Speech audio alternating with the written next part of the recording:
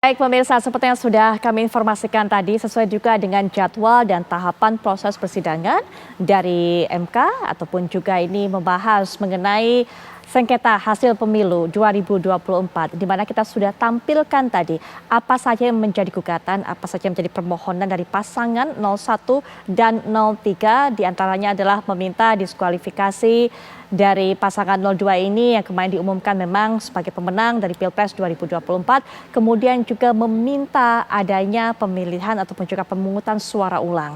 Nah, agak berbeda memang pasangan 01 ini meminta hanya pasangan 01 dan 03 yang mengikuti pemungutan suara ulang, tapi kemudian pasangan 03 ini juga meminta hanya pasangan 01 dan 03, tapi pasangan 01 meminta tidak adanya Gibran Rakabuming Raka, hanya Prabowo Subianto.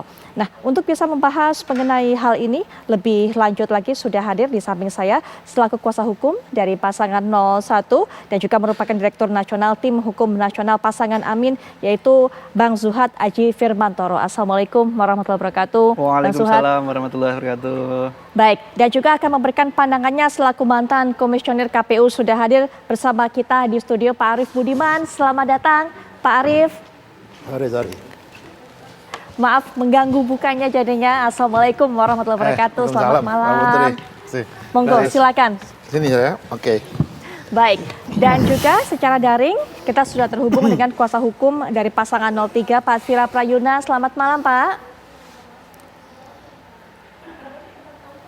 Baik, kami juga coba menghubungi dari kuasa hukum kubu 02, ada Mbak Francine Wijoyo. Selamat malam Mbak Francine. Baik, nanti kita akan dengarkan juga, kami masih akan coba hubungi dari kuasa hukum 02 dan juga 03. Baik, nah kita akan langsung saja melanjutkan perbincangan Pak Arief. Kalau kita lihat tadi juga sempat dikatakan bahwa gugatannya masuk kali ini lebih sedikit jumlahnya dibandingkan pemilu sebelumnya. Mungkin bisa dijelaskan apa perbedaannya? Saya nggak tahu ya, ada beberapa statement ya, termasuk dari mahkamah sendiri, cara menghitung apakah berhenti pada 3 hari itu, karena biasanya setelah 3 hari ada gugatan tambahan. Gitu ya. Kemudian yang kedua, soal gugatan itu kan bukan hanya soal kuantitatif jumlahnya, ya, tapi juga soal kualitas gugatannya. Kalau banyak tapi semuanya berkualitas ya nggak problem. Tetapi kalau misalnya jumlahnya lebih sedikit, tapi sebetulnya ya gugatan yang biasa-biasa aja lah kira-kira gitu, ya tidak bisa dibandingkan sebetulnya. Karena gugatan itu ada kualitasnya dan ada kuantitasnya. Oke. Baik, masing-masing berbeda kualitas dan kualitasnya. Kita bicara mengenai permohonan dari pasangan 01 juga. Sepertinya pasangan 01 Bang Zuhad yakin bisa kok akan diadakan pemilihan ataupun juga pemungutan suara ulang. Bukannya nggak mungkin hal seperti itu? Apa yang menjadi dasar keyakinannya? Menjadi sangat mungkin ya Mbak, karena ya kita bisa menjelaskan secara argumentatif, kita terangkan juga dengan pembuktian dan fakta-fakta hukum terkait gitu. Ya kami meyakini berdasarkan argumentasi yang kita buat itu kan argumentasi yang insya Allah bisa dipertanggungjawabkan secara hukum dan objektif gitu. Kita di petitum tidak meminta pemenangan 01. Itu kami sebenarnya ingin menunjukkan bahwa kita gugatan ini tidak didasarkan pada hal-hal yang emosional gitu, itu enggak. Kita benar-benar mendasarkan permohonan ini pada hal yang sifatnya sangat objektif dan rasional. Itu kenapa kita di dalam petitum juga mencantumkan, pertama kan kita minta supaya didiskualifikasi pasangan calon 02. Tetapi di dalam alternatifnya kita sampaikan didiskualifikasi cukup di cawapres. Sebab memang yang kita soal secara hukum itu adalah cawapresnya. Karena kita yang menilai bahwa cawapres bermasalah, terutama pada saat pendaftaran. Ada yang sudah menyampaikan keberatan ke KPU, sudah bahkan sampai ada yang melakukan judicial review terhadap PKPU 23 gitu. Tetapi nyatanya setelah kita cross check, respon dari KPU dan juga proses judicial review itu tidak berjalan, sepertinya kita melihat tidak berjalan dengan normal gitu. Itu yang membuat akhirnya hal itu menjadi bagian dari yang kita mohonkan di Mahkamah Konstitusi sebagai salah satu alasan hukum kenapa kita meminta pemungutan suara ulang tanpa pasangan calon nomor 2 atau tanpa cawapres 02. Baik, ada proses ataupun juga tanggapan dari KPU yang tidak berjalan dengan normal. Itu yang disebutkan oleh Bang Suhad. Nanti mungkin bisa diberikan pandangan juga oleh Pak Arief. Ya, Tapi oke. sebelumnya saya akan kenalkan juga, ini merupakan narasumber berikutnya kuasa hukum dari pasangan 03, ada Pak Sira Prayuna. Selamat malam Pak Sira Prayuna. Malam, Assalamualaikum warahmatullahi wabarakatuh. Waalaikumsalam warahmatullahi wabarakatuh. Tadi kami masih membahas dengan Bang Zuhad yang ada di sini mengenai materi gugatan atau juga yang dimohonkan oleh para pemohon ini. Termasuk saya sampaikan tadi kepada Bang Zuhad, sepertinya pasangan 01 atau juga kuasa hukum pasangan 01 begitu yakin diskualifikasi, kemudian pemungutan suara ulang ini bisa jadi akan dilakukan. Ada kemungkinan dikabulkan. Keyakinan dari pasangan 03 sendiri bagaimana Pak Sira? Jadi dasar untuk pengajuan permohonan itu dilandasi oleh sebuah keyakinan yang besar ya,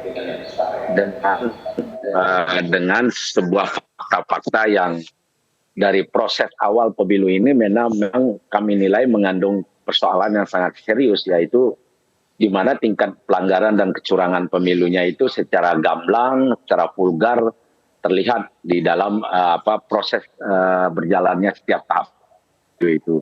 Dan soal keyakinan ya kami tentu yakin sehingga kami running terus jalan untuk mengajukan permohonan PHPU ini gitu. Baik, menyinggung mengenai pelanggaran proses pemilu yang dinilai vulgar tadi. Kita dengarkan juga pandangan baik itu kuasa hukum pasangan 02 ataupun juga Ketua KPU Pak Hashim Asyari mengatakan bahwa bukan di sini adalah tempatnya karena bukan kewenangan dari MK. Bawaslu adalah jalurnya. Bagaimana penilaiannya mengenai hal ini, Pak Sira? Ya saya kira kalau Ketua KPU ini kan normatif, cara berpikirnya normatif. Dia tidak out of box, bahwa esensi dari pemilu yang berkualitas, jujur dan adil itu kan harus diawali oleh satu proses dalam setiap tahapan itu mengikuti norma-norma yang benar ya. Lalu yang kedua di dalam pelaksanaannya itu juga harus mengandung nilai-nilai dan prinsip-prinsip asas-asas pemilu yang langsung bebas, rahasia, jujur dan adil itu. Nah kalau misalnya ada pelanggaran ini, pelanggaran kecurangan yang ditemukan dalam setiap tahapan itu semestinya Bawaslu yang memiliki kewenangan yang diatur di dalam undang-undang itu harusnya melakukan penegakan hukum yang serius. Tapi faktanya bahwa kita tahu banyak pengaduan pelanggaran yang tidak direspon dengan cara yang proporsional. Sehingga kalau seandainya instrumen hukum di dalam penegakan hukum itu berjalan dengan baik, saya kira kita akan melihat bahwa kualitas dari pemilu kita ini tidak seperti yang saat ini kita rasakan sekarang gitu loh. Baik, nanti kita akan problemnya ada. Ya, silakan Pak dilanjutkan. Ya, problemnya kenapa? Problemnya adalah bahwa Bawaslu sebagai penjaga pengawas dalam setiap tahapan itu tidak berjalan secara maksimal, baik itu di dalam pengawasan, pencegahan maupun penindakan. Nah, kalau ada kemudian temuan Bawaslu akhir-akhir ini dengan beberapa kualifikasi adanya pelanggaran pemilu itu kan terakhir diumumkan KPU. Tapi dari awal kita sudah coba agar mendorong bagaimana Bawaslu bisa menjalankan fungsinya secara baik sesuai dengan tugas fungsi dan prinsip-prinsip yang ada di dalam lembaga penyelenggara pemilu itu sendiri gitu. Dan ini yang saya kira tidak berjalan gitu loh. Sehingga ketika hari kemarin kita mengajukan permohonan PHPU terkait dengan ini itu sebagai sebuah langkah upaya terakhir dari proses tahapan yang disediakan oleh konstitusi kita, seperti itu. Saya kira begitu loh. Sebelum kita lanjutkan perbincangan, kami juga akan memperkenalkan kuasa hukum dari pasangan 02 yang sepertinya juga sudah bergabung dalam perbincangan ini melalui daring. Sudah hadir Mbak Francine Wijoyo. Selamat malam Mbak Francine. Baik, sepertinya ada Bang Frits ternyata. Bang Frits, selamat malam Bang Frits. Selamat malam Mbak. Ya, malam. Baik, mohon maaf nih, telat datang. Baik Bang Frits, kami juga terima kasih sudah meluangkan waktunya karena sepertinya Bang Frits sedang ada di perjalanan. Iya, Bang karena Frits. kita mau kembali ke MK nih Mbak, karena jam 7.30 akan kembali lagi untuknya sidangnya. Baik, Bang Frits, sebelum ini kita nanti akan lihat bagaimana proses kembali lagi bersidang di MK. penilaian Bang Frits terhadap apa yang disampaikan sanggahan-sanggahan dari termohon. KPU tadi yang menjelaskan bahwa memang tidak sesuai dengan dugaan-dugaan tersebut, tidak ada keberpihakan yang ditunjukkan oleh KPU kepada pasangan 02. Silakan Bang Frits. Ya, pertama-tama kami mengapresiasi apa yang telah dilakukan oleh KPU untuk menjelaskan bagaimana seharusnya sebuah proses perselisihan hasil suara itu dilakukan. Tadi KPU sebagai pihak termohon juga menyatakan bahwa pemohon tidak mampu untuk menyatakan misalnya di mana yang suara yang hilang. Kedua, terkait dengan ada persoalan apakah tidak tahu bahwa sudah ada berita acara untuk perbaikan. Dan juga terkait misalnya bahwa adanya tidak kesamaan antara petitum dan posita. Dan kami juga mengapresiasi apa yang telah disampaikan oleh KPU, di mana KPU juga menyampaikan bahwa terhadap dengan dugaan-dugaan yang dilakukan itu tidak dapat menyampaikan sebesar suara yang berpindah ataupun seberapa besar suara pemohon 1 ataupun pemohon 3 yang hilang karena proses yang sedang terjadi. Itu adalah bagian daripada proses perbaikan yang dilakukan oleh KPU melalui proses pengawasan dan juga pelaksanaan secara berjenjang dari KPU RI kepada KPPS yang ada di bawahnya. Mohon perhatian. Baik. Sidang untuk perkara nomor 1 garis miring PHPU bisa mengajak Anda melihat, tapi sebelumnya kita minta juga pandangan dari Pak Arief terhadap apa yang sudah saya sampaikan tadi. Bang Suhad tadi juga sudah mengatakan bahwa mengenai keberatan pencalonan cawapres tidak direspon oleh KPU. Kemudian juga audit dari Sirekap tidak mendapatkan respon yang cukup maksimal dari KPU, Pak Arief. Saya tidak tahu detail ya faktanya ya. Misalnya surat apa saja yang dikirim, berapa kali atau berapa banyak surat yang dikirim, kemudian dari berapa banyak itu berapa yang sudah direspon oleh KPU dan kapan dia meresponnya gitu ya. Tetapi mestinya karena tahapan pemilu itu berlangsung tahap demi tahap dan sangat ketat, berbatas waktu gitu ya. Atas sebuah proses yang berlangsung di satu tahapan, mestinya kalau ada sesuatu terjadi di situ, KPU merespon pada tahapan itu. Karena kalau meresponnya di luar tahapan itu terlambat, ya biasanya juga tidak akan memberi manfaat maksimal, gitu ya. Nah, jadi tapi saya nggak tahu ya yang sudah dikirimkan apa saja, kemudian berapa banyak dan yang sudah direspon apa saja dan kapan direspon. Itu penting sebetulnya untuk diketahui gitu loh. Nah, saya tentu juga tidak bisa mengikuti proses persidangan secara full time gitu ya. Beberapa juga saya ikuti, tapi beberapa juga saya tidak sempat mengikuti. Nah, biasanya di tahapan ini, di tahapan jawaban dari termohon, kemudian pihak terkait juga memberikan jawaban dan Bawaslu memberikan keterangan, ini nanti akan diuji pada masa pengujian alat bukti, kemudian menghadirkan saksi, ahli atas dua hal ini yang sudah dilakukan kemarin. Pemohon menyampaikan permohonannya, kemudian termohon, kemudian pihak terkait dan pemberi keterangan menyampaikan keterangannya. Nah, ini nanti akan diuji pada proses persidangan berikutnya. Baik, diuji proses persidangan berikutnya, nanti kita akan kembali pantau proses persidangan, tapi juga mengenai tadi yang disampaikan oleh Bang Frits, Bang Suhad, bahwa pemohon ini tidak mampu menunjukkan salah satunya di mana suara hilang dan sebagainya. Bagaimana menanggapinya tadi? Ya karena kita memang tidak mendalilkan suara yang hilang, tapi kita mendalilkan terjadinya pelanggaran konstitusi yang terukur dan serius. Pelanggaran konstitusi yang terukur dan serius itu yang kami maksud pelanggaran terhadap pasal 22E, di mana pemilu di dalam konstitusi harus diwajibkan untuk dijalankan secara jujur, adil, 5 tahun sekali. Nah, itu yang kita dalilkan hari ini dengan beberapa fakta, misalkan pertama, proses penyelenggaraan pemilu dalam tahapan pendaftaran yang kami nilai KPU memberi privilege lebih kepada Cawapres 02. Apa indikator kita mengatakan bahwa memberi privilege lebih? Ya karena KPU membuka pendaftaran dengan berdasar PKPU 19. Tiba-tiba di tanggal 17 Oktober, saya cerita kronologis nih, saya penting mau mendetailkan. Mulai hari ini saya coba akan detail nih. Tanggal 17 Oktober terbit putusan Mahkamah Konstitusi 90. Tanggal 19 Oktober dibuka pendaftaran. Tanggal 25 Oktober ditutup pendaftaran. Lalu kemudian di November awal diumumkan. Mari kita lihat secara lebih seksama, Mbak. Begitu putusan MK terbit 90.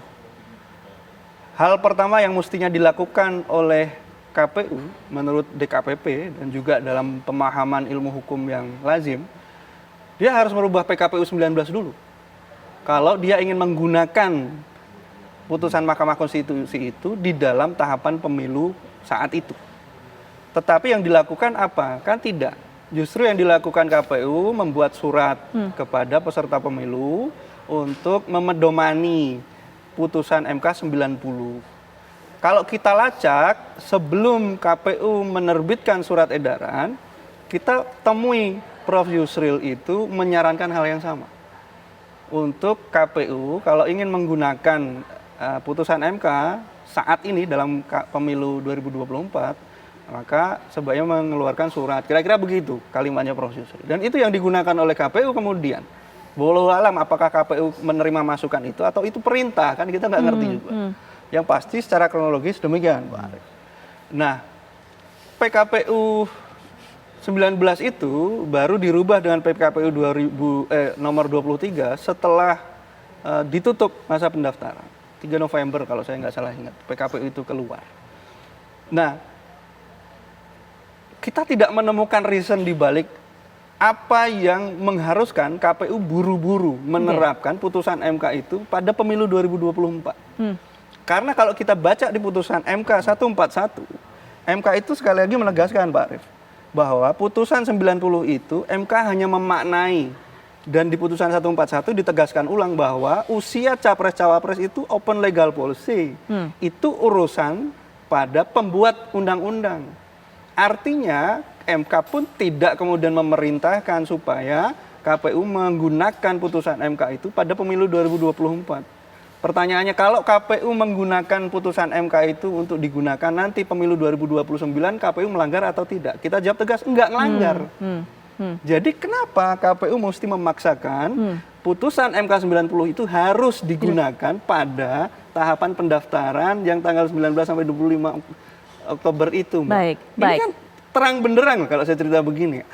2 hari, misalkan KPU bilang, 2 hari kan nggak mungkin merubah PKPU karena dia butuh konsultasi ke DPR.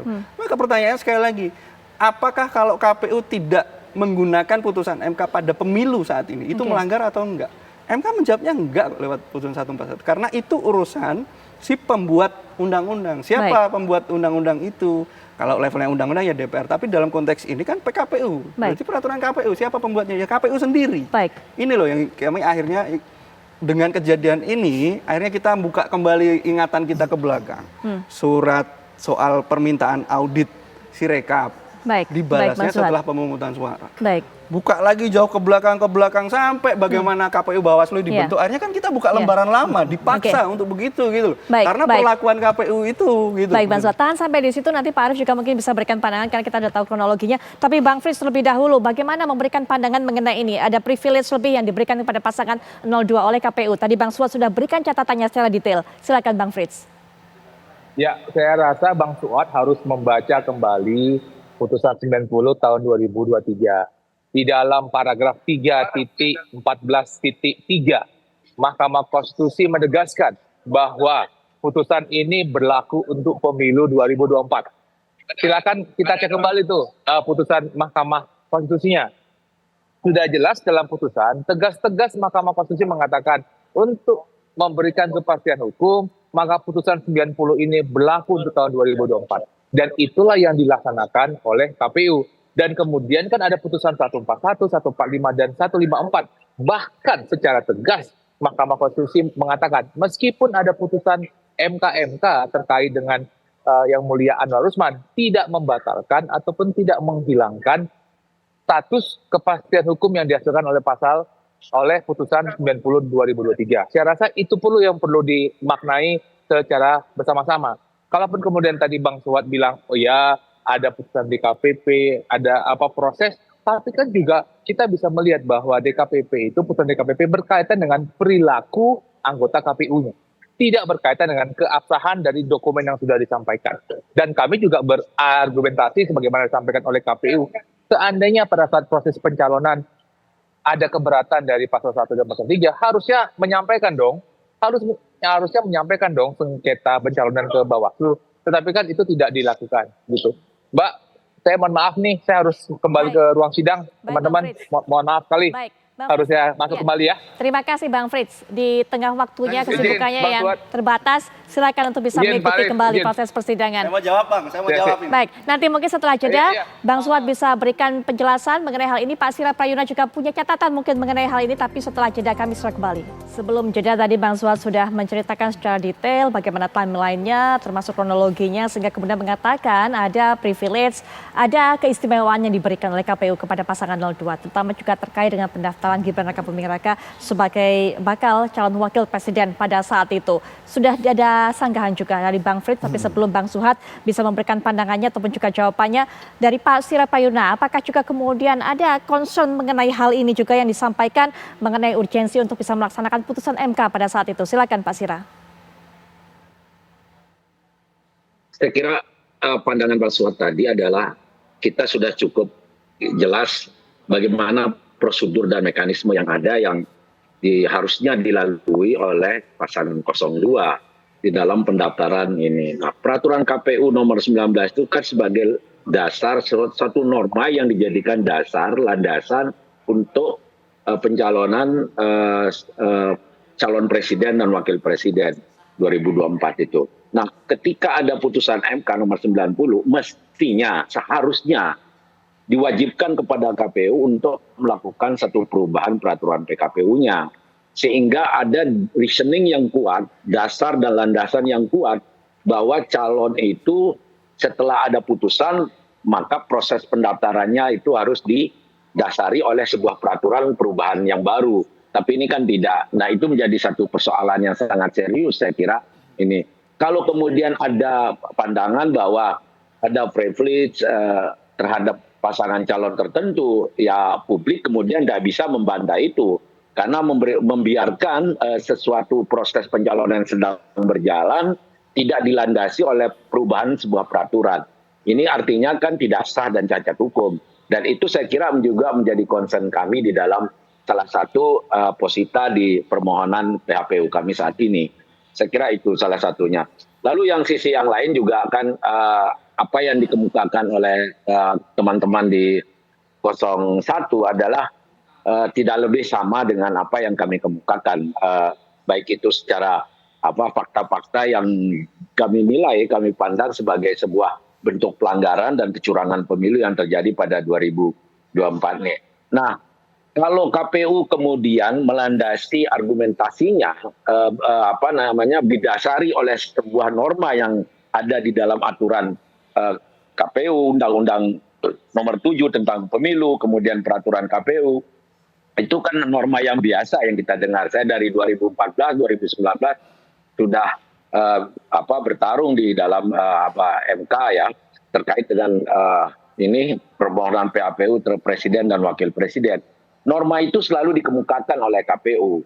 Tetapi masalahnya sekarang adalah bahwa di dalam proses pelaksanaan pemilu kita kali ini, yang kami nilai ini syarat dengan kecurangan dan pelanggaran pemilu, itu mengabaikan asas yang paling fundamental di dalam pasal 22E konstitusi kita. Bagaimana pemilu itu didesain dalam kerangka pelembagaan demokrasi yang sehat, kemudian dengan cara melaksanakan dengan cara yang langsung, umum, bebas, rahasia, jujur, dan adil.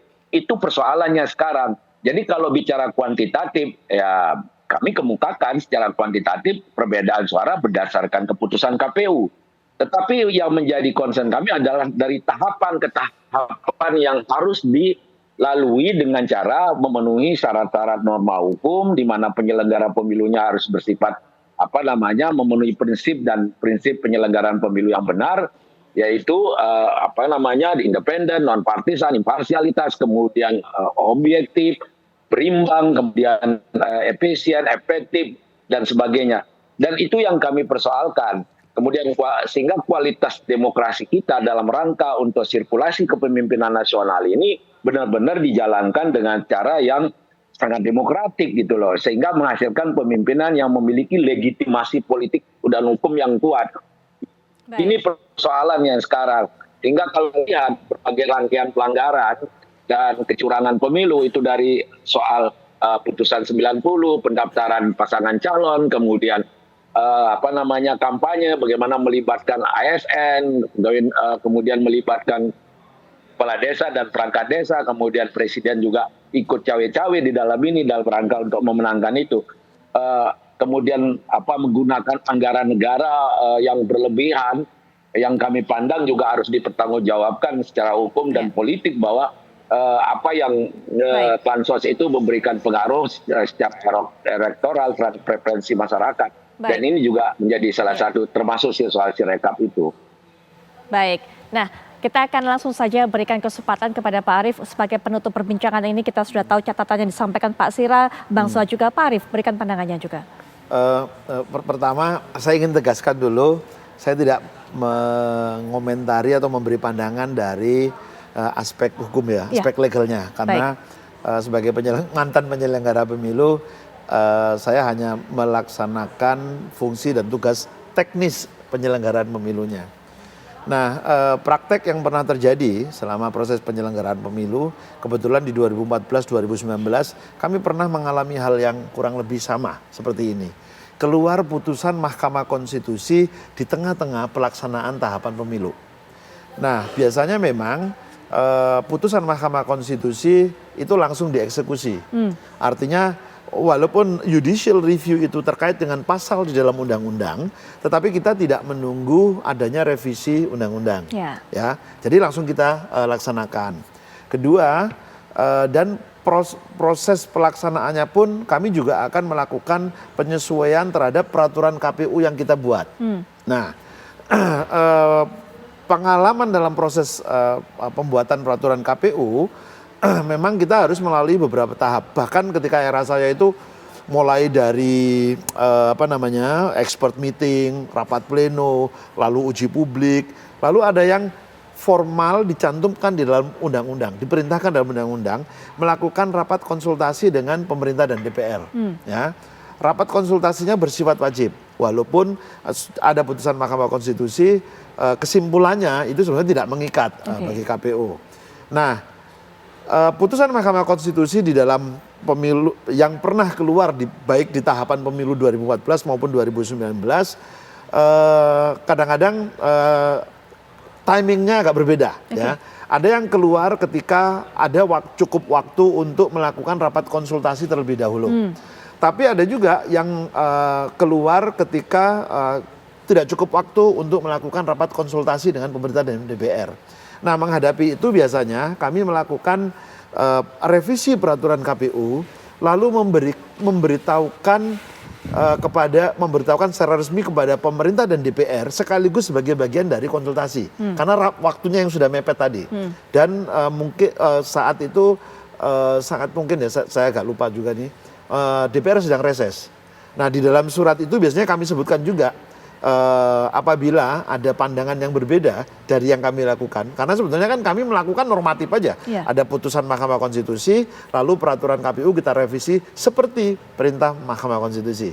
Nah, kalau ada pandangan berbeda, maka ini kita bisa kita bahas lagi. Tapi kalau tidak ada, maka peraturan KPU sudah kami revisi sebagaimana yang kita lakukan. Baik. Nah, biasanya alurnya seperti itu. Nah, itu tentunya berbeda dengan apa yang kemudian dilakukan apa yang terjadi di 2024. Saya pikir semua udah tahu ya, ada tahapan, ada keluar putusan Mahkamah Konstitusi, KPU kemudian melakukan eksekusi, barulah kemudian terbit peraturan KPU-nya. Betul. Nah, atas kronologis yang seperti ini, saya pikir para ahli hukum yang memberikan pandangan. Oke, baik. Saya menyampaikan secara teknis apa yang dilakukan oleh KPU.